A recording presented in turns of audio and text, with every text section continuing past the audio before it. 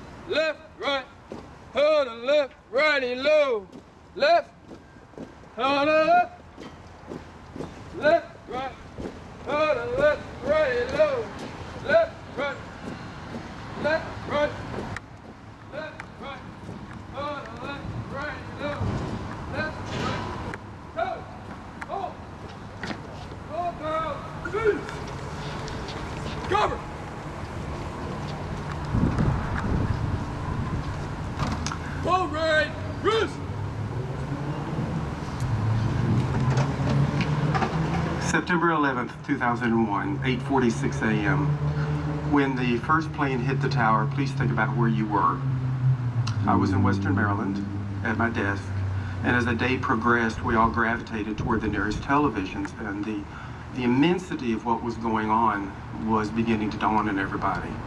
When the plane hit in Shanksville, 30 miles from my campus, the campus erupted. Students were calling their parents. Parents were calling the institution. We were trying to get students on buses. We weren't sure what the attack was. We weren't sure if our institution, because it was so close, was the target as well. And as the day unfolded, we realized the enormity of what happened, not only to us as individuals, but to our country. Our country changed that day, and it's never been the same. Now, 14 years later, we still deal with the same issues of terrorism. We're now dealing with a group that in many cases is one of the most barbaric we've ever seen in terms of their disrespect for human life and their desire to tear apart the lives as we know it. The lives that we have here today in this beautiful location, on this beautiful campus, in this beautiful part of the country. Today we honor the 2,996 individuals who died at the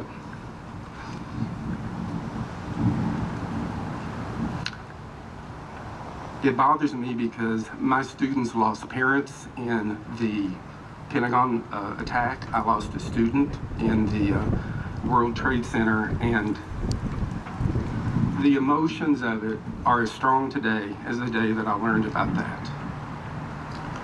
We all have stories about how it affected us, but we all have a responsibility to remember that those 2,996 people who were innocent did not die in vain, that we have a responsibility as leaders of society, as future leaders of society, to make sure that our way of life is always protected by supporting our troops, by supporting our emergency personnel, by supporting our police, and by supporting our families and each other. I'd like for you all now to join me in the Pledge of Allegiance to the flag.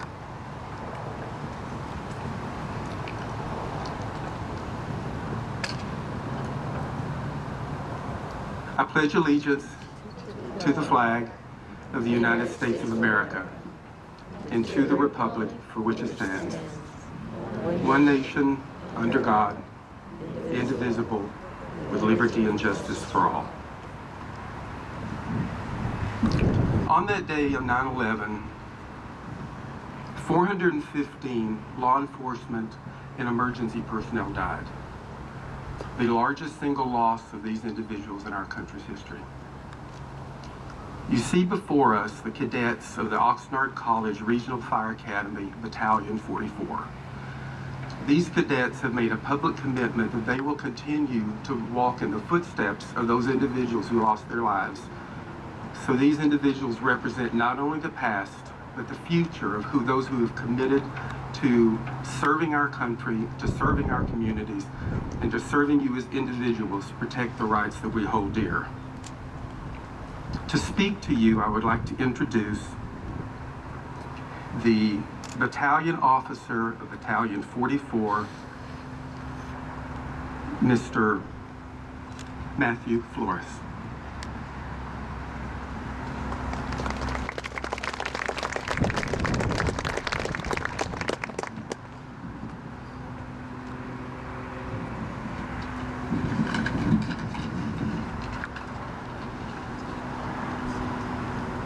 I vividly remember that day, being abruptly awoken by my panicked mother, watching the events unfold on TV as only a 10-year-old boy. I was horrified by the heinous attacks, but in the shadow of darkness, there was a glimmer of light. The responders responding in to save lives in the midst of danger. That planted a deep-seated desire in me that at the time I did not understand. Hello everybody, my name is Mathew Flores, proud former United States Marine and the current battalion officer of the Oxnard College Regional Fire Academy. When tragedy happens, it is important not only to remember the ones we lost, but the brave acts of valor and the courageous acts, and the lives impacted as a result. The September 11th attacks were a series of 4 coordinated attacks by a terrorist group. 4 passenger airliners were hijacked and were meant to be flown into buildings. 3 of them met their destination. 1 was crashed into a field when its courageous passengers overcame its hijackers. The attacks, as prior mentioned, were the deadliest in the history of the United States for law enforcement and firefighters. 343 firefighters and over 70 law enforcement officers passed that day. 14 years later, some are still affected by cancers attributed to the smoke inhaled while saving lives in the debris. When catastrophe strikes, it is important to remember the ones we lost, the brave acts of valor, and the lives impacted as a consequence. My brothers and sisters of our armed forces, to all public safety organizations, and most of all to the survivors who still bear the wounds of that day. It is an honor to be here with you, to remember the tragedy of 14 Septembers ago, to honor the greatness of all who responded, to stand with those who still grieve. Together we pause, we pray, and we give humble thanks.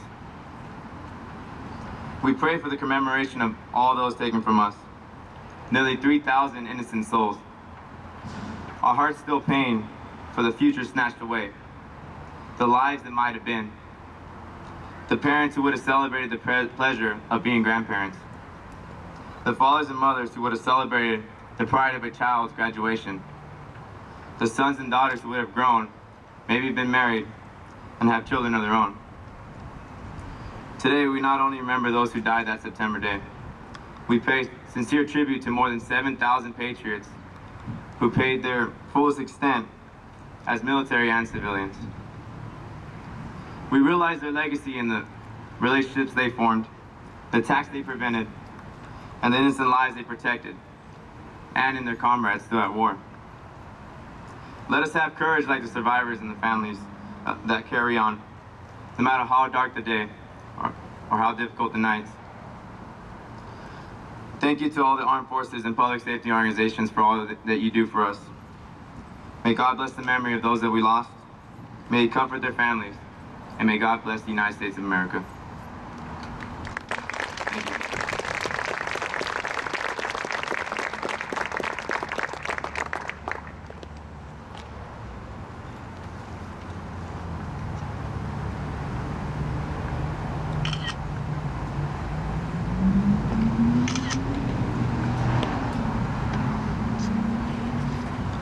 If you now all join me in a moment of silence.